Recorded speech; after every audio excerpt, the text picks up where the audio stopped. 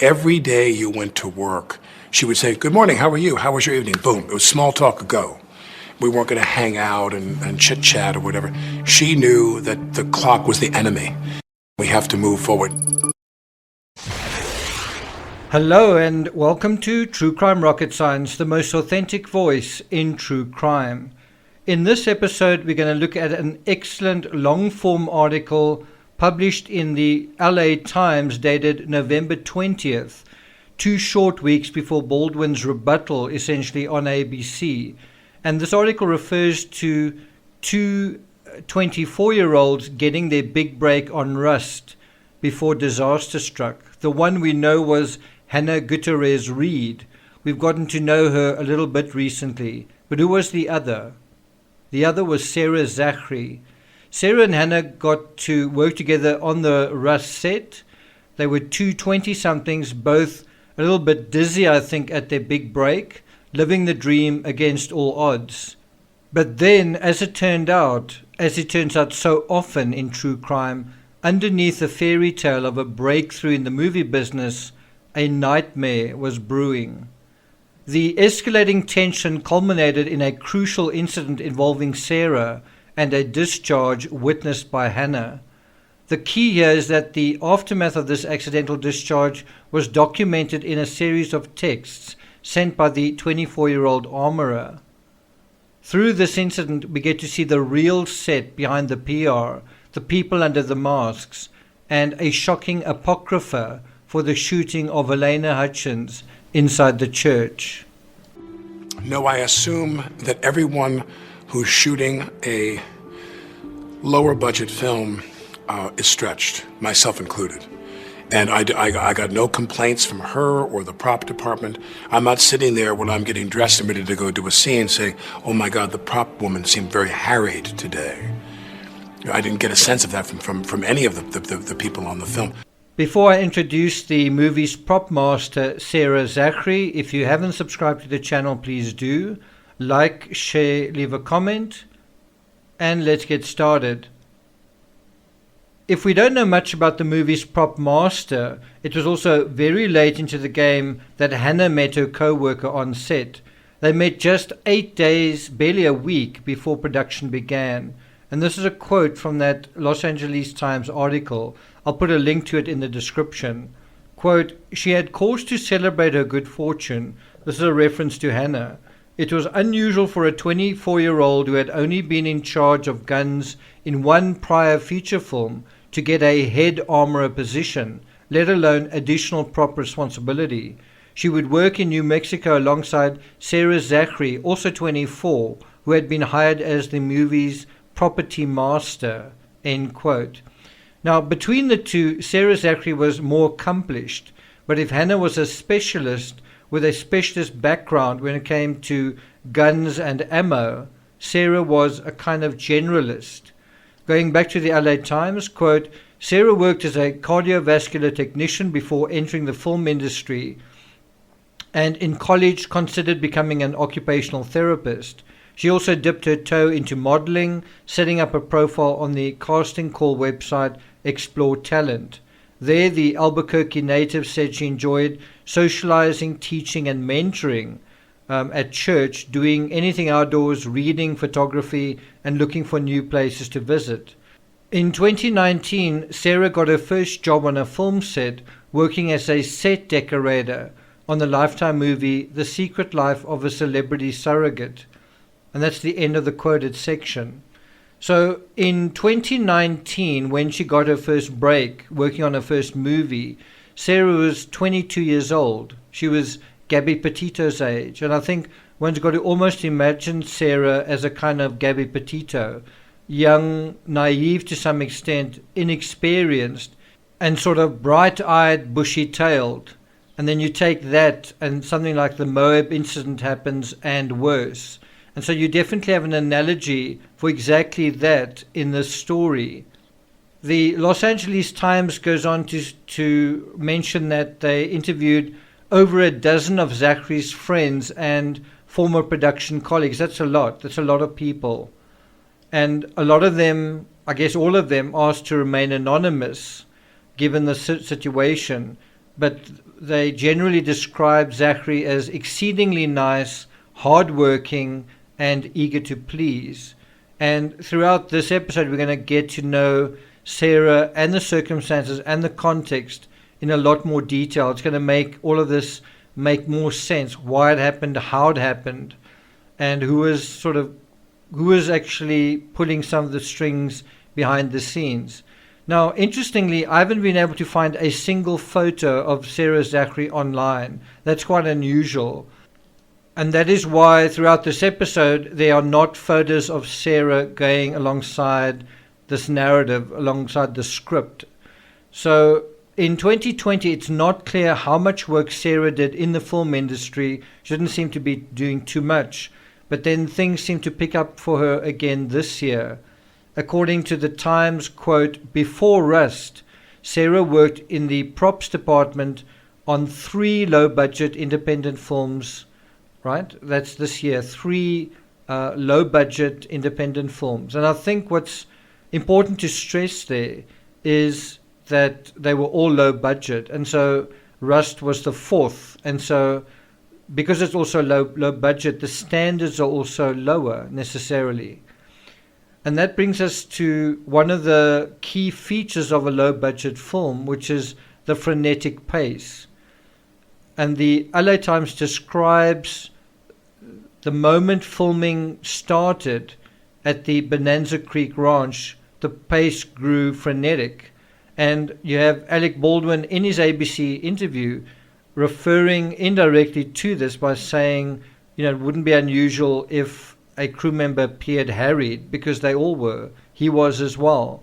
The difference is an inexperienced person who's also not used to their role is going to feel a lot more pressure, a lot more anxiety in a scenario that is frenzied like that. And of course, the stakes go up a lot when you're working with weapons and the possibility of live rounds, and that is exactly what happened. According to the same article in the LA Times, quote, Guiterrez-Reed and Zachary, that is Hannah and Sarah, were frequently yelled at for not having props or guns ready on time, according to multiple crew members who spoke with the Times. Let me read that again. Guiterrez-Reed and Zachary, that's Hannah and Sarah, were frequently yelled at for not having props or guns ready on time, according to multiple crew members who spoke with the Times. And how do you think that played into the events of October 21st? Were they yelled at on that day? Were they needing to get the guns ready on time that day? So someone made the comment recently that if Baldwin could shout at his 12-year-old daughter, couldn't he do the same with crew members he hardly knew? I don't know the answer to that, but you can imagine what working for Baldwin was like, or on Baldwin's set, or with Baldwin in the vicinity. You can just imagine, just knowing he has a reputation for being short-tempered and hot-headed. Even if he wasn't, I think there'd be a sense of being afraid that he might be. And remember, he's the boss. He's the lead actor. It's his story. And in a real sense, he's in charge of the production. And so going back to the article, you get this, quote, poor thing was running around because we were a small crew and had to wear multiple hats, said Eric Kirker, special effects supervisor on one of those films, The Price We Pay, on which Zachary oversaw both props and weapons. And so that is a scenario on another low-budget film where we know for a fact that Sarah was running around because there was a small crew and crew members were wearing multiple hats. And we know that that is exactly what Hannah was doing. And in that particular movie, Sarah oversaw both props and weapons, right? And so going back to what Kirker said, he said, you'd see her running back and forth, but she was great. She did her thing safely, end quote.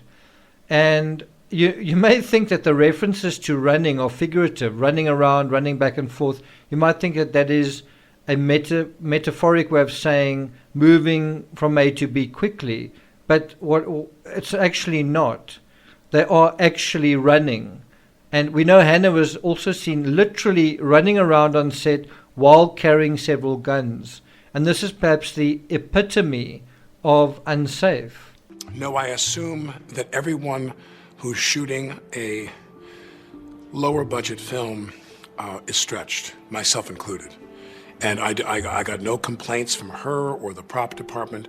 I'm not sitting there when I'm getting dressed and ready to go do a scene saying, oh my God, the prop woman seemed very harried today. So Baldwin may not have noticed anyone appearing harried, but according to the LA Times, quote, one crew member described seeing Hannah on several occasions running while holding guns. He noted that he'd never seen an armorer run on set before. Most of the time, it's older guys that just don't run anyway, he said, end quote. Now, they don't say who this crew member was. I wouldn't be surprised if it's Serge. Serge did actually lay a complaint at one point. We'll get to that perhaps in another episode. In a previous episode, I made the case that the lunch break is relevant in the shooting and relevant in two ways. First of all, it would cause a break in continuity and concentration. If you're systematically doing something such as loading rounds, and there's 6 rounds, and you don't complete that process, when you come back, you may not be sure where exactly you left off. But it would also mean an interruption in the speed and pace of what was happening. So you work very quickly, you're rushing around, you're running around, then you have lunch where you can kind of relax a little bit. And then after that, there's the reinitiation, the restart of this frantic pace. And it might take some people might be caught off guard by that. You know, it's almost like people standing on a track starting a race. Some might be slower to respond to the gun going off, kind of thing.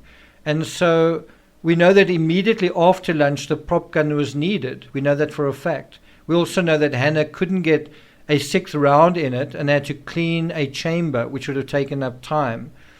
We also know that 911 was called at 13:48 or 18 minutes after lunch. And so it appears increasingly clear that Hannah, inexperienced and young, was rushed. She didn't just feel rushed. She was rushed to complete this critical task, perhaps by other production crew. And this may have led to an error in not checking the gun properly at the literal last minute. Does that make sense? But if the 24-year-old felt rushed and made mistakes, what about the other one? What about Sarah? What is her story? And that brings us to the third musketeer. So although we're going to talk about Sarah, we also need to involve another essential character into our cast, into our story. So before we get to Sarah's mishap, we're going to deal with a guy called Seth Kenny, right? And going back to the article, quote, Sarah met Seth in July when she was sourcing weapons for The Price We Pay. A movie was called The Price We Pay. And according to Seth and a person close to Sarah who wasn't authorized to comment, that is how Sarah and Seth Kenny met. Seth is the proprietor for a company called PDQ Arm and Prop LLQ. Sorry, PDQ Arm and Prop, a limited liability company in Albuquerque, and this is their building. You've probably seen it before and probably not known what that's all about. Why is this strange adobe structure being referenced here? But anyway, going back to Sarah and how she's referred to in the LA Times, Sarah was, quote, excited at the prospect of being a department head for the first time. And that's according to one of her friends. The job also apparently paid well, and that's quite an important aspect. If a job pays well, are you going to report problems? Are you going to report mishaps? Are you going to put your own job in jeopardy? And there's more to that as well. So she was being paid $30 an hour, so it was quite a well-paying job. Sarah also told her friends that she was saving money for her wedding the following year. So you have a similar situation again with to Gabby Petito with Sarah Zachary. So she's told friends that she's trying to save money. She's going to have a wedding next year, that's 2022. And she and her fiance had known each other since Sarah was in high school. and both of them were active in their church, and she also mentored young women. And so it was important for Sarah to keep the show on the road, to make sure that this job worked out, right? Interestingly, Sarah was approached by the production on September 23rd, which is very late, and she accepted the job on Rust just a day later. So September 24th, she officially took the job, and we know what happened literally less than a month later. The other thing that I'm going to deal with in a video following this one is how the Rust production hired the people, attempted to hire armorers, and how they eventually settled on Sarah and Hannah. Sarah and Hannah weren't their first or second or even fifth choices. And that is going to give you a sense of even greater perspective on the story. So shortly after Sarah and Hannah met for the first time, their first assignment on their first day, September 24th, was to visit PDQ Arm and Prop in Albuquerque. And interestingly, although we've got pictures of the building, I still haven't been able to find a single picture of Seth Kenney. The LA Times describes the building of PDQ Arm and Prop, the supplier for the Rust production, as an adobe-style office with no sign, tinted windows, quite interesting, and then adding a tad melodramatically dying vegetation. I don't know why they say that. It's winter. Obviously, the vegetation is dying. In any event, here Sarah and Hannah would encounter Seth Kenney, the proprietor, and it's here that things start to get quite interesting. Seth Kenney provided the Rust production with guns, blanks, dummy rounds, everything except apparently the live round that killed Helena and almost took out the director. But Seth also provided Sarah. He also suggested Sarah Zachary, and I think she kind of became the sort of de facto representative for PDQ Arms and Prop, or Arm and Prop, and also in a weird way for Seth. So if Seth said something, Sarah would kind of become his mouthpiece in a way. And Seth also recommended Hannah. So when Sarah was accepted, Seth also recommended Hannah, and then Hannah was accepted. So to put it simply, Seth, Sarah, and Hannah kind of formed a trio when it came to the weapons and ammunition on set. But even more important, how it was all dealt with. Curiously, the production company behind Rust refers to Seth as the armorer mentor, right? The mentor of the armorer, meaning Hannah's mentor, while Seth maintains he was nothing of the sort. He wasn't Hannah's mentor, and he actually put that in writing, that he's held no official position with the production company and never set a foot on set nor the production office. And this is a quote from the LA Times dealing with Seth's written statement. Quote, Kenney confirmed that his company, PDQ Arm and Prop, provided the guns, blanks, and a portion of dummy rounds for Rust, but said it did not provide live ammunition. He said that the Rust production company erroneously listed him as the armorer mentor, that he did not hold any other position or capacity with Rust, and prior to the tragedy had never been to set or the production office. End quote. I think what is quite interesting there is this idea of the Rust production company erroneously listing him. Is that a mistake, or is something done purposefully? In other words, to make it look like these young 24-year-olds had a mentor officially, because they officially didn't. And I think a potential legal question is, should they have? Was a mentor for them necessary? What do you think? The other thing is that clearly Sarah wasn't Hannah's mentor either. According to the article, the armorer, that's Hannah, met Sarah for the first time September 28th, just over a week before the start of production.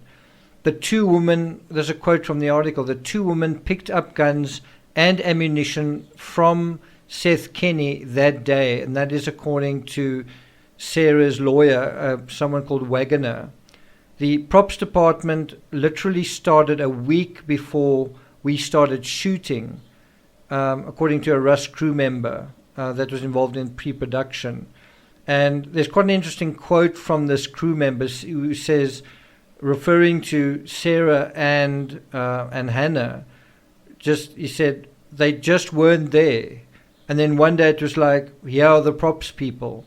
And so you kind of get the sense that things are very kind of being mashed together, and things are rushed, and things are very, things don't feel completely professional or seamless. The crew don't even know one another.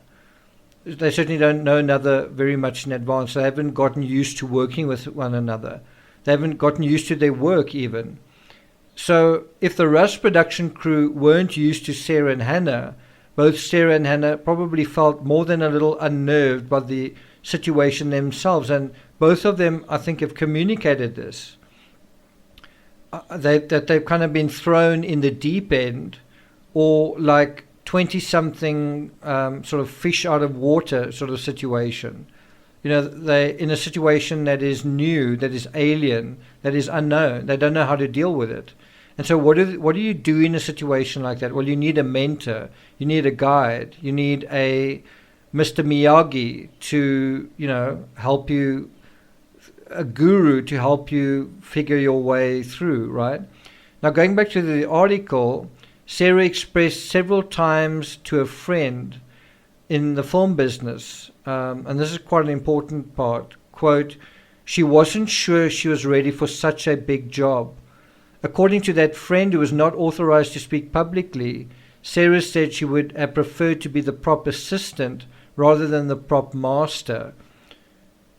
The friend viewed her hesitancy as evidence of, or as indicative of, Sarah's humble nature, end quote. I'm not sure I'd agree with it. I think she probably legitimately felt she was kind of in over her head, right? And don't the facts speak for themselves, what ultimately happened? So I think this hesitancy sounds logical and rational, but her lawyer claims that Sarah was actually comfortable in the position. And I think it's a combination of that. I think she liked the position because of the pay, because she needed to save money for a wedding. So on that side, it was a position she wanted. But the reality of it was that it wasn't something that she perhaps felt she was comfortable doing under the circumstances. And so, according to the article, quote, in a written statement, Wagoner, Sarah's lawyer, said she was happy being prop master and did not want to be a prop assistant. In effect, though, both Sarah and Hannah were prop assistants, both of them, despite the nomenclature, despite the roles and designations. I think in a weird sense, although not technically true, it actually feels like Seth was the prop master, you know, almost at large. He was in effect calling the shots and giving advice to these youngsters, but doing so remotely, not on set, via text, as we're about to see. Sarah also turned to her fiancé's teenage sister for help, and I think this clearly shows that she did feel she was in over her head. She did feel she needed an assistant, or she needed to be the assistant to a prop master. And so this is again going to the article, quote, with Hannah doubling as a key prop assistant, an uncommon title that several prop masters said probably connotated that she was second in command in the department, Sarah turned to her fiancé's 19-year-old sister, Nicole Montoya, for additional help. Fancy that, turning to your fiancé's sister to help on the set. And so according to the article, Nicole Montoya, the 19-year-old, she was identified as prop assistant in production records.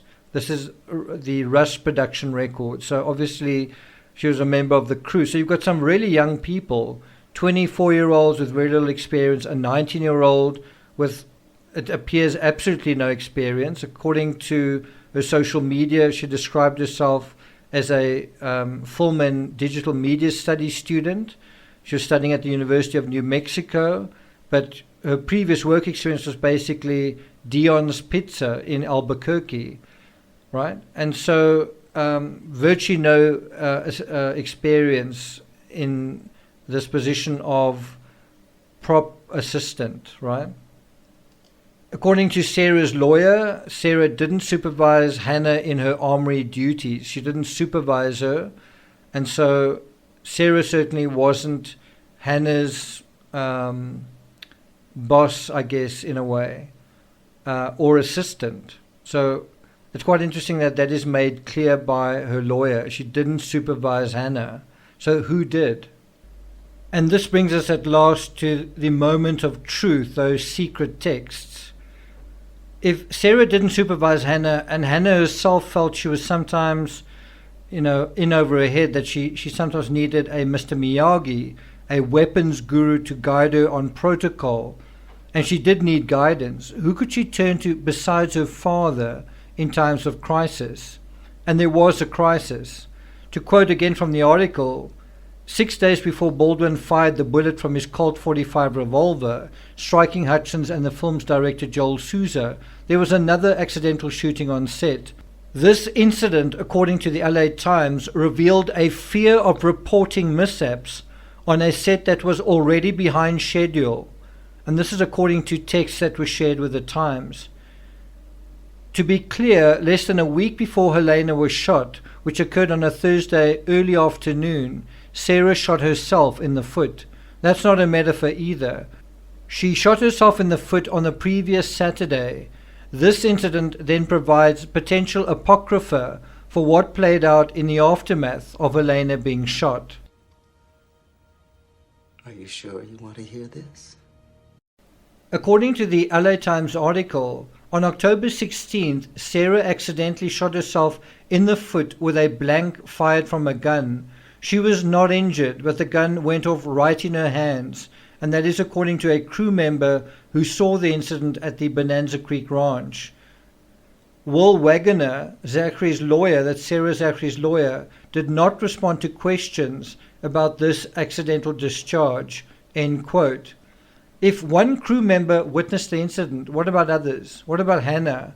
And what did Hannah think, feel, or say about it? And did the incident reflect on her? Well, of course it did.